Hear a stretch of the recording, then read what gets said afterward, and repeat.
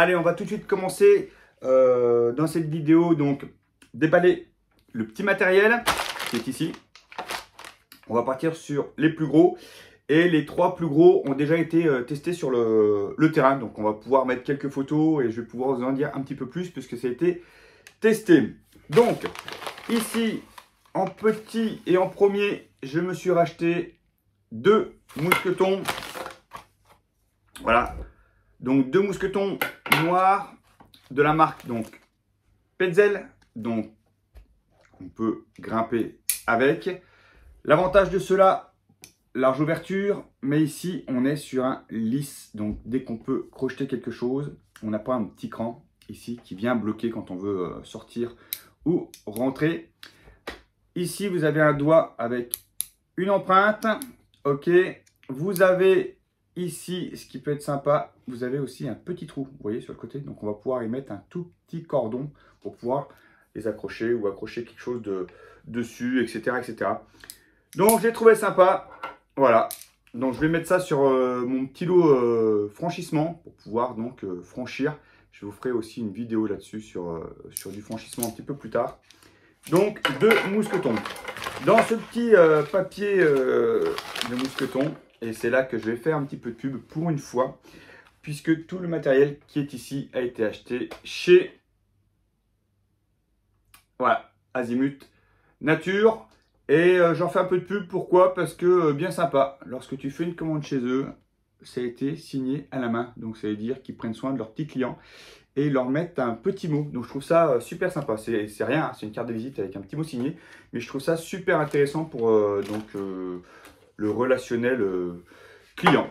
Et en plus de ça, ils te filent le petit briquet. Donc on va voir qu'en plus de ça, par rapport à ce que j'ai acheté, il va pouvoir me servir. Allez, on continue. Petite chose que je n'ai pas essayé, que je n'ai même pas déballé, mais qu'il va falloir bientôt qu'on teste. Et je pense que dans le côté franchissement que je vous ferai, on en parlera aussi et je l'essaierai. Donc c'est une ceinture de chez Tasmanian. Donc très bon produit, hein, mon sac à dos, hein, pour ceux qui me demandent très souvent dans mes vidéos qu'est-ce que j'utilise.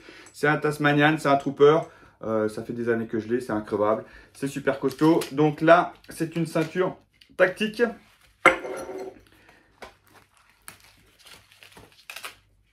Hop. Donc avec une boucle dessus et le delta pour pouvoir donc s'encorder ou s'anacher. En plus de ça, je viens d'avoir mes nouveaux petits mousquetons. Donc on va pouvoir directement se mettre dessus. Donc on va essayer. On va essayer de descendre en rappel et voir tout ce qu'on peut faire avec ce type de ceinture un petit peu tactical, comme ils appellent ça. Voilà, juste un simple passant. L'avantage de cette ceinture, c'est qu'à l'intérieur, vous avez ici un petit zip où vous allez pouvoir ouvrir. Et ça vous fait une petite poche. Donc on va pouvoir y glisser un petit peu de, voilà, 2-3 papiers, 2-3 billets au cas où. Comme ça, vous avez quelque chose sur vous ou cacher des petits accessoires. Et puis sur le verso, donc un grand scratch, pareil. Donc ça va être celui-là qui va venir se scratcher tout le long, mais on peut aussi s'en servir pour venir donc scratcher, clipper 2-3 affaires. Voilà. Allez, on essayera ça un petit peu plus tard. Ensuite, je suis pas forcément fan de ça. J'en mets vraiment pas beaucoup, mais je me dis que ça doit être quand même essentiel. Dans un sac, pas forcément de rando, parce que je suis pas forcément pour ça en rando, mais dans un sac d'édac ou quelque chose comme ça, c'est le poncho. Alors ce poncho, l'avantage, et c'est pour ça que je l'ai acheté, puisque des ponchos, il en existe 1,50 € chez Action, et jusqu'à plus de 100 ou 150 € sur de l'ultralight, sur de la grande marque Alpin. Celui-ci, comme je dis, un poncho, c'est vraiment, on va le mettre que quand il va pleuvoir, mais vraiment à torrent, quand il va y avoir du vent, quand on va vraiment être dans des situations vraiment compliquées. Le but du jeu de mettre un poncho, c'est quand on a un sac à dos et qu'on doit continuer d'avancer. C'est pour ça que les millis l'ont. L'avantage de celui-là, c'est qu'il a des manches et qui n'a pas d'ouverture sur le côté comme beaucoup. Tu viens mettre une pression. J'aurais de te dire que si tu mets des pressions et que si tout le côté ici, pour ceux qui ont déjà fait de la rando sous des grosses rabasses, bah, tu te rends compte que le vent se prend là-dedans, te gonfle le poncho, la pluie rentre, du coup tu es sec ici mais tu es quand même mouillé sur les côtés, tu as les bras qui sont mouillés jusque là parce que la toile elle s'arrête à ras l'épaule. Donc du coup tu mets un poncho pour faire quoi? Juste pour protéger ton sac à dos, ce qui est un petit peu ridicule. Donc sur celui-ci, on peut mettre, comme la photo l'indique, vous avez des petites manches. Alors pour bien montrer, c'est de la marque Snookpak. Donc pareil, c'est de la grande marque. Et ce petit poncho, alors je n'ai pas essayé parce qu'en ce moment c'est plus canicule que pluie orage. Mais si vous le déballez, voilà, donc c'est quand même assez léger. Et vous avez donc une manche. Donc ça c'est intéressant, donc vous pouvez les remonter ou pas. Hop, vous avez la deuxième. Ça fait un petit peu les vestes quand on va chez le coiffeur. Vous savez, quand on était tac, il mettait un bout de manche comme ça. Et ben c'est un peu pareil.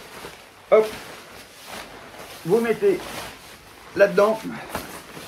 Donc ici, vous avez un scratch avec une poche ventrale. Donc vous pouvez mettre toujours votre carte et votre boussole en accès rapide.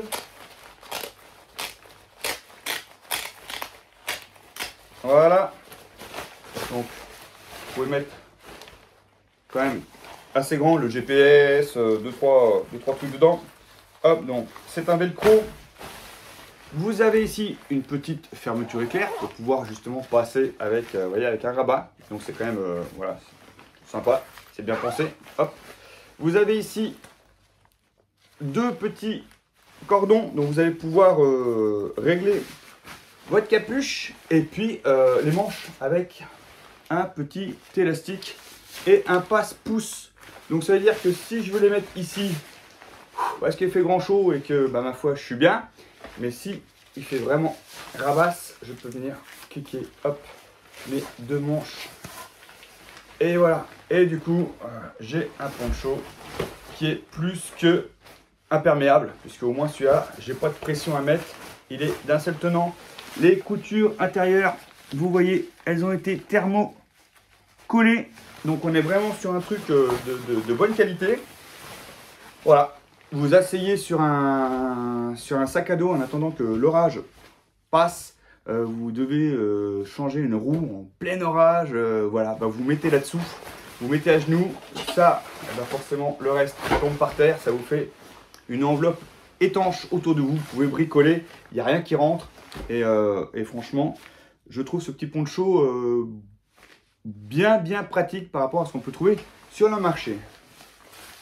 Attends, on dirait que je ressemble à un Jedi comme ça. Que la force soit avec moi. Allez, on continue. On reste toujours dans la petite boutique Snookpak. Alors Snookpak, c'est donc le petit escargot. Comme ça, donc c'est la super camelote aussi. J'avais déjà, lorsque j'étais dans les forces spéciales, j'avais déjà un duvet de chez eux, un Softy, un Merlin de chez Softy. J'ai déjà fait du désert, j'ai déjà fait de la jungle avec. Donc il avait déjà bien fait son temps. Du coup là, je l'ai essayé, donc il y a encore l'étiquette, mais je l'ai essayé dernièrement là, pendant la canicule, puisque c'est un jungle, le jungle bag. Donc, et l'avantage de celui-ci, concurrence directe avec le Tropen de chez Carinthia. Pourquoi? Puisqu'il a une moustiquaire de tête aussi, comme le Tropen. Donc on peut littéralement s'emmitoufler dans son duvet pour pas que les bestioles rentrent. Bon, le Tropen, quand il fait vraiment super chaud dehors, comme il y a eu juillet-août là sur les phases de canicule, le Tropen est limite un poil chaud. Je l'ai encore utilisé ce week-end, du 11 septembre du coup 2022. Petite nuit fraîche à 10 degrés, le Tropen, j'étais bien. Là, le jungle, il l'annonce à 7 degrés en confort. Bon, perso, je pense qu'il n'est pas fait pour faire des températures basses comme ça. 7-10 degrés, voilà, ça reste un jungle, ça veut bien dire ce que ça veut dire. Ça reste pour aller faire un petit peu d'équatorial. Mais néanmoins, 900 grammes, donc pas trop lourd. Et du coup, l'avantage, c'est que pour une fois, il a pas mal de petites options que j'apprécie particulièrement sur un duvet. Donc pour ceux qui me connaissent, moi les duvets, voilà, j'en ai une sacrée tripotée. Je n'avais pas celui-là, c'est pas que je les collectionne, mais voilà.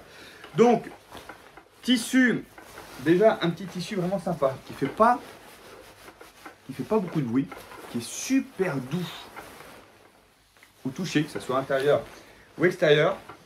Mais vous avez, donc, je vous ai dit, en premier, vous pouvez carrément ici, par rapport au tropen, qui est juste, le tropen, c'est juste un petit voile qu'on met. Ici, vous avez littéralement un gros filet pour pouvoir y mettre vraiment toute la tête. Donc ça, c'est super intéressant. Si on n'en veut pas, on laisse ça dedans. À l'intérieur, encore une fois, ce n'est pas le même duvet, le même tissu qu'à l'extérieur. Vous avez une capuche, hop, vous avez des cordons de serrage un petit peu élastiques, donc ça c'est super sympa.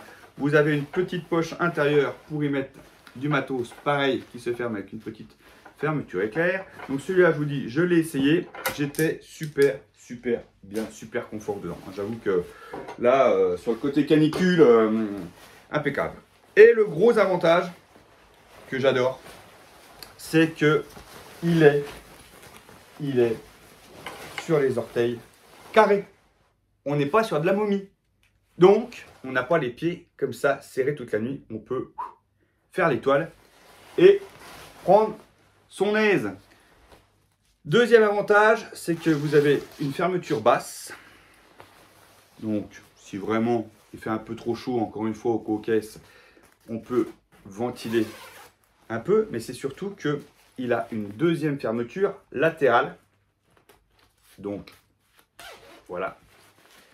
Ce qui veut dire que si on fait la latérale et celle du bas, vous vous retrouvez donc avec un duvet qui s'ouvre complètement et vous avez donc une grande nappe carrée. Donc c'est ce que j'ai fait début de nuit, hein, quand les nuits étaient déjà à 22 degrés, même en sous-bois.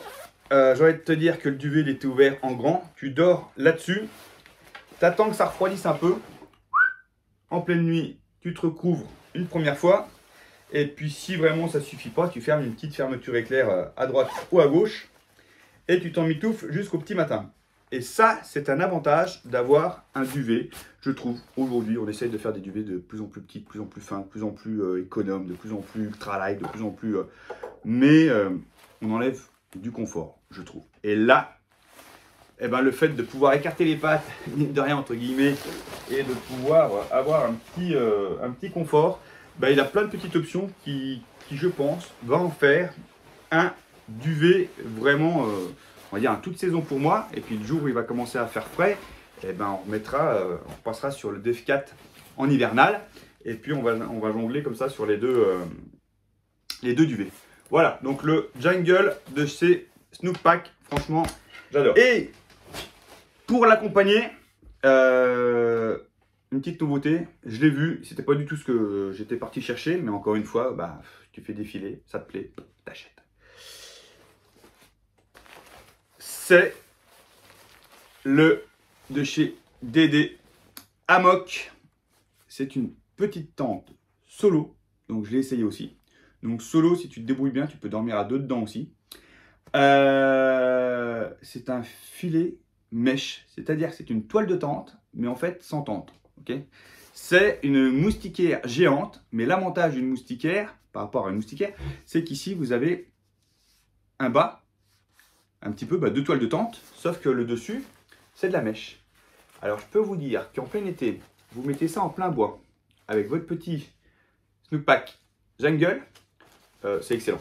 Vous voyez les étoiles, vous entendez tout, vous voyez tout ce qui se passe autour de vous, donc voilà, vous êtes en pleine forêt, comme si vous y étiez, sauf que vous n'avez pas les moustiques. Donc ça, c'est sympa. Vous n'êtes pas un hamac moustiquaire parce que le hamac moustiquaire, vous êtes dans votre truc, machin, vous ne pouvez pas vous retourner, c'est la misère. Là, on est vraiment pas mal. Donc, attendez, je reviens, je prends ça. Faut que j'essaye, hein, je l'ai aiguisé l'autre jour. Encore un que j'ai. Ah oui, voilà. Encore un que j'ai fait. Hein. Sympa, non? Allez hop, coup de pub. Donc, pour revenir là-dessus, vous avez les petites sardines de vendu avec. Vous avez un bas, donc je vais vous mettre des photos après, hein, parce que je l'ai utilisé. Vous avez un bas donc, qui est du voilà, un petit nylon très très fin. Et dessus, vous avez donc une mèche. Voilà, filet, que vous pouvez, en plus de ça, tu peux le rattacher sous un truc étanche pour faire vraiment une toile de tente. Bon, je ne l'ai pas pris, hein, parce que quand tu prends ça, c'est vraiment que quand il fait beau. Au pire, tu mets ton tarp par-dessus si vraiment ça vient se couvrir ou coquesse. Vous avez une grande porte fermeture sur le devant, voilà, qui est ici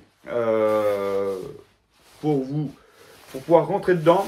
Des coins sympas, donc c'est bon, du tissu, c'est mis en coin, c'est renforcé, bon, c'est du hammock, hein, c'est coté, c'est bien. Voilà, donc ça pèse pas plus lourd qu'un hamac. Et le niveau perso, hein, le niveau confort, lorsque vous mettez ça dans un bois, que vous prenez vos petites jungles, un petit matelas gonflant là-dedans, et tu passes une nuit de rêve. Et franchement, je dors beaucoup mieux sur ce genre d'option que dans un hamac. Alors j'en ai fait, hein, pourtant des vidéos de hamac, j'ai dormi dans du hamac, j'en ai. Mais maintenant, quitte à choisir, pareil, on l'a déjà essayé depuis un petit moment. Ça fait un petit moment que j'en voulais un pour mettre dans mon petit chalet. Une lampe tempête, on en reparlera dans d'autres vidéos, on la remettra un petit peu plus en avant. Donc une luciole, donc voilà, c'est tout bête, hein. Tu mets du lampant, tu mets une mèche, hop, ça flambe, ça fait de la lumière. Voilà, je vais vous mettre des photos tout de suite après, d'où le petit briquet pour allumer la lampe. Toujours pratique que ça soit, alors pour la survie, entre guillemets, mais surtout pour le côté préparation, le jour où tu as une coupure d'électricité chez toi. Là, vous mettez un demi-litre de lampant, la lampe claire pendant 8 heures. Je l'ai essayé, c'est pour ça que la lampe, voilà, le verre est un petit peu noirci. Justement, accroché après une branche d'arbre, je l'ai laissé éclairer toute la nuit.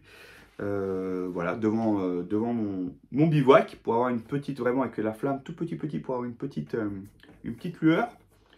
Franchement, elle a tenu toute la nuit, ça marche du tonnerre, donc ça dure dans le temps. On peut laisser ça, voilà, éclairer toute une nuit s'il faut.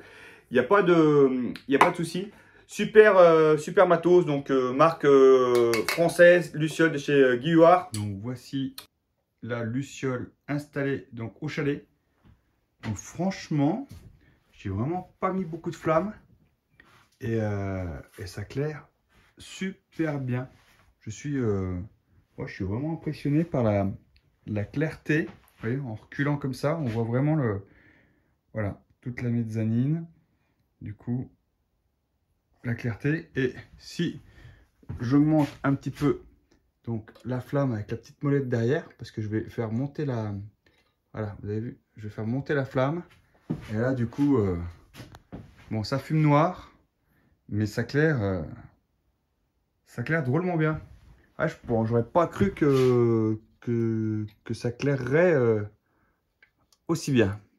Donc du coup, juste une petite flamme. Alors le problème, c'est que quand tu mets une grande flamme, tu as beaucoup de lumière. Par contre, tu as beaucoup de suie noire et tu as beaucoup de fumée noire qui sort du coup par les vents au-dessus.